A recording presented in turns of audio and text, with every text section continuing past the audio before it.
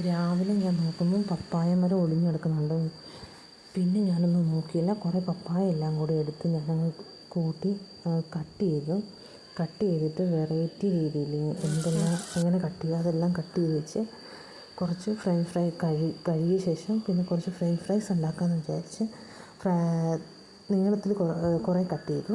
അതിൻ്റെ ബാക്കി വന്നത് കുറേ സ്ക്വയറിൽ കട്ട് ചെയ്തെടുത്ത് അത് ടൂട്ടി ഫ്രൂട്ടി ഉണ്ടാക്കാനായിട്ട് സ്ക്വയറിൽ കട്ട് ചെയ്തെടുത്ത് പിന്നെ ഞാൻ കുറച്ച് ബാക്കി വന്നതെല്ലാം കൂടെ കൂട്ടി ഞാനത് സ്ലൈറ്റായിട്ട് ഗ്രേറ്റ് ചെയ്തെടുത്ത് തോരൻ വെക്കാമല്ലോ എന്ന് കരുതി ഗ്രേറ്റ് ചെയ്തെടുത്തിട്ടുണ്ട്.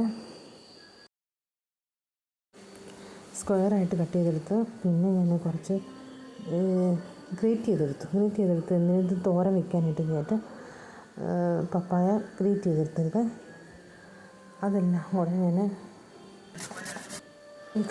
കപ്പളങ്ങ എല്ലാം കൂടെ വെറൈറ്റി ആയിട്ട് കട്ട് ചെയ്ത് ഞാൻ ഓരോ പാത്രത്തിലാക്കി വെച്ച് പിന്നെ അതെല്ലാം കൂടെ ഓരോ കവറിലാക്കി ഞാൻ ഫ്രിഡ്ജിലോട്ടങ്ങ് കയറ്റി വെച്ച് ഞാൻ കുറച്ച് ഗോതമ്പും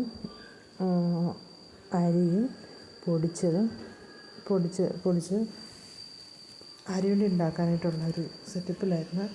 അതിനകത്ത് ശർക്കര കുറച്ച് കുറഞ്ഞു പോയി. അതുകൊണ്ട് അപ്പോൾ എനിക്കത് ഉരുട്ടി കിട്ടിയില്ല. അതുകൊണ്ട് ഞാൻ ആ പൊടിയായിട്ട് കഴിച്ചേ.